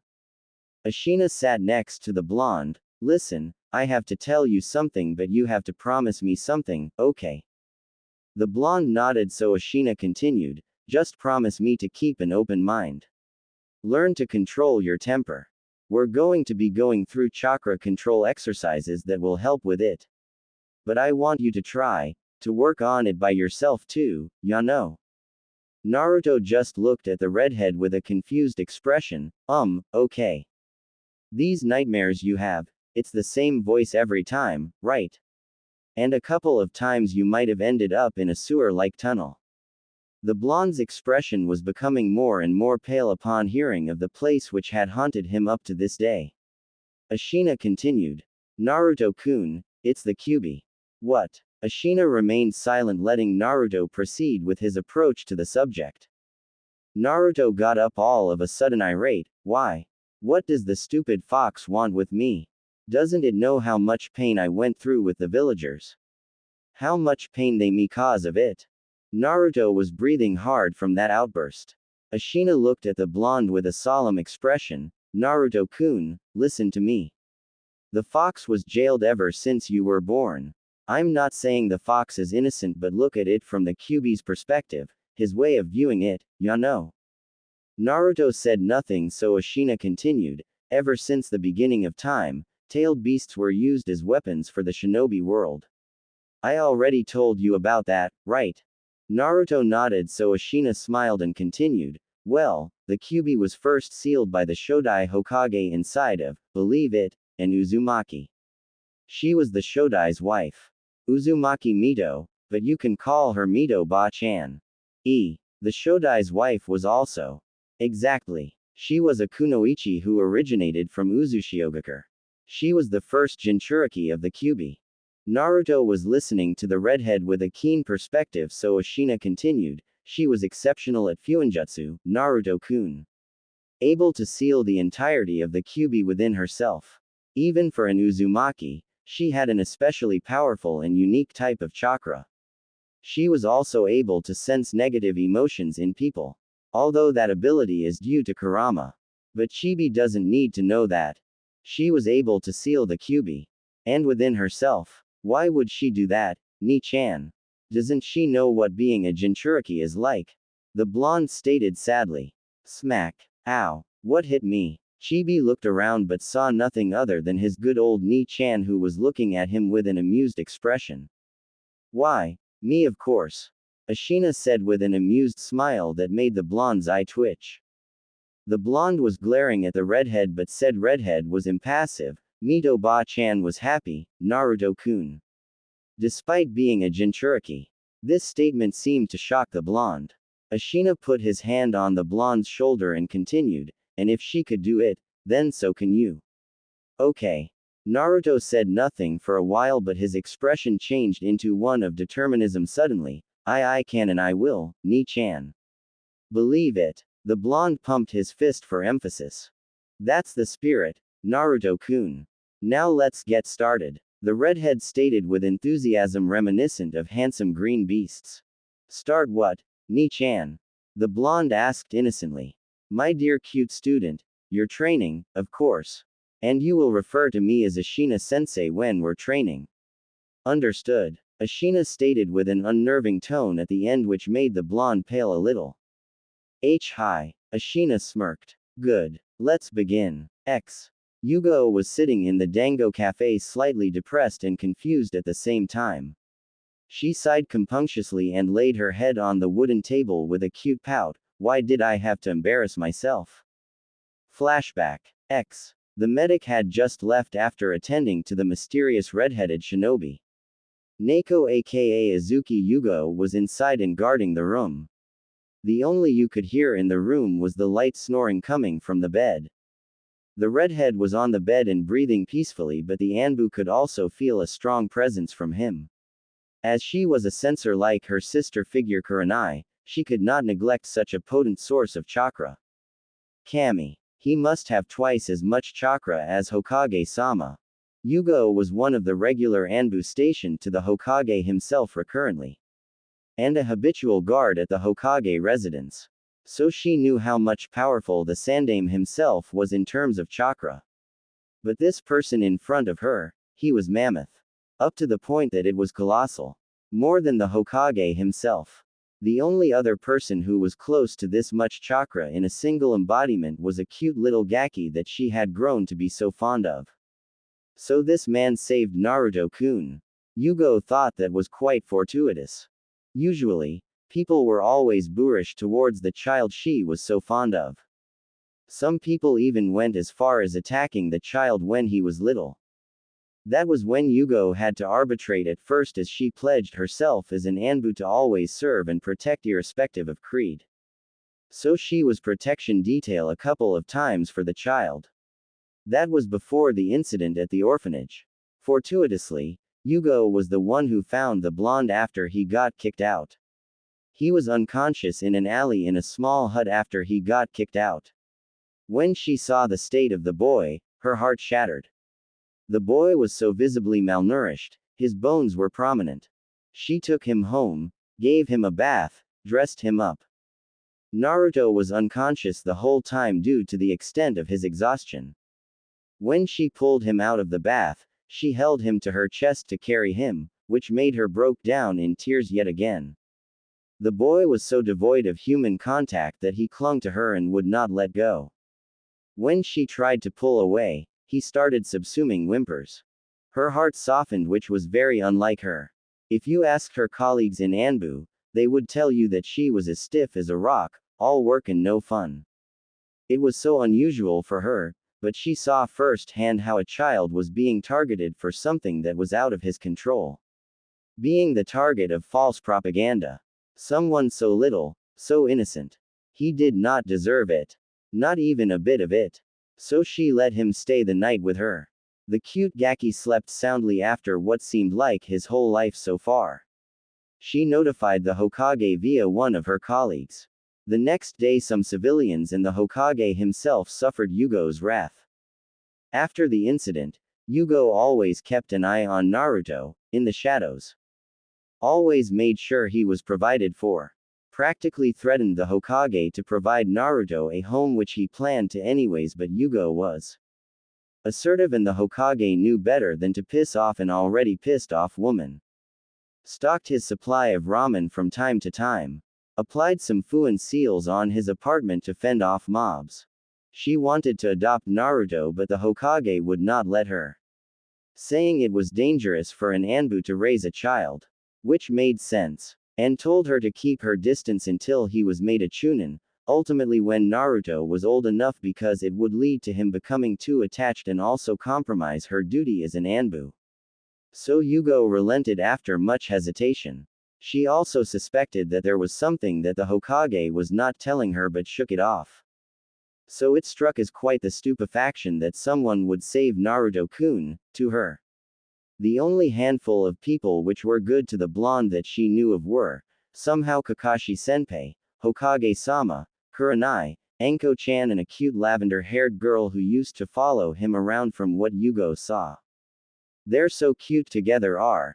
While Yugao was gushing about pairing young Gakis together, The redhead stirred in his sleep, wrinkled his nose a bit, then started snoring again.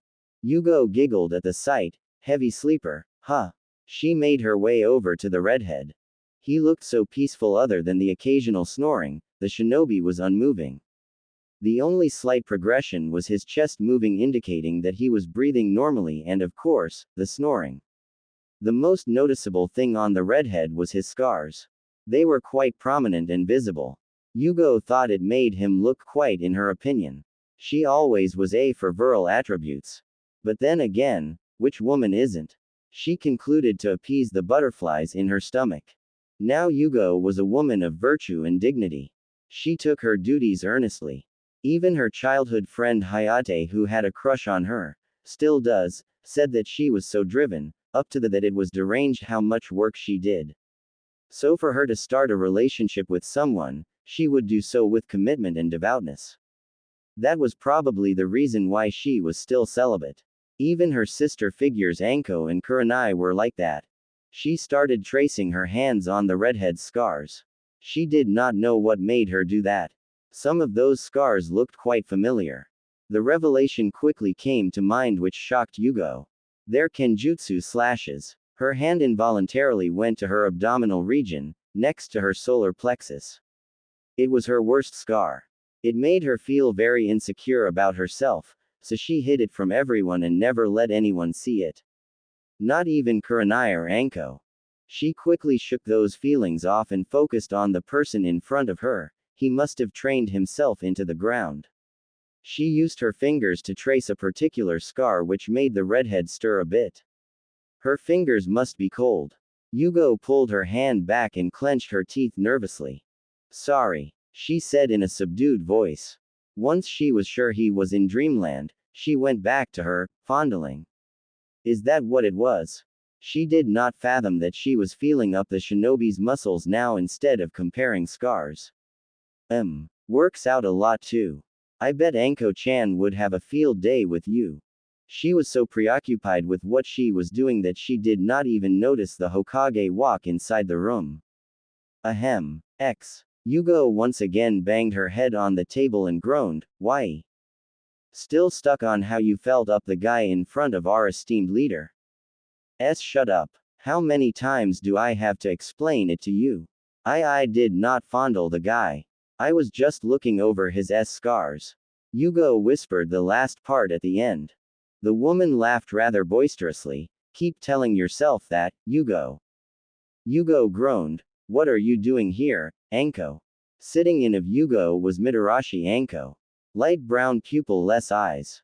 Spiky violet hair tied in a ponytail. Clad in her beige trench coat, wearing nothing but a mesh bodysuit underneath. Not that she would ever go beyond teasing. A miniskirt exhibiting her slender and robust thighs, which were feminine in every way. Effeminate legs hidden by shin guards. A shinobi's perfect wet dream, but deadly as a serpent when condign. Anko looked towards Yugao with her signature smirk. Isn't it obvious? Figures. And where did the Chan go when you called my name? Anko pouted adorably, which Yugao would have swooned at but was not in the mood for, even a little bit. Why, you accused me of such wanton acts. What did you expect? A cookie? Oh come on, Yugao. There's no shame in admitting that you snuck a feel on the guy. Pretty lucky bastard though, getting Izuki Yugao to do something as vulgar as sneaking a feel, oh, and especially when the guy was unconscious. She emphasized on the vulgar part with her cheeky grin. Yugao blushed a deeper shade of red at what was implied. Off. Anko laughed and held up her hands in defeat. She gestured the waiter to bring 2 plates of dango that she loved. Okay, I'm sorry. You still haven't told me the whole story though. Spill. Yugao sighed. I already told you that I was guarding him. The man was gravely injured, Anko-chan. He had acute trauma in multiple places from what I could see. He should be bedridden for a few days, at least. That doesn't explain why you talked about a person of the opposite gender for more than 10 seconds. It's not that rare. And besides, the man saved Naruto-kun, Anko. Who? Whiskers. I thought you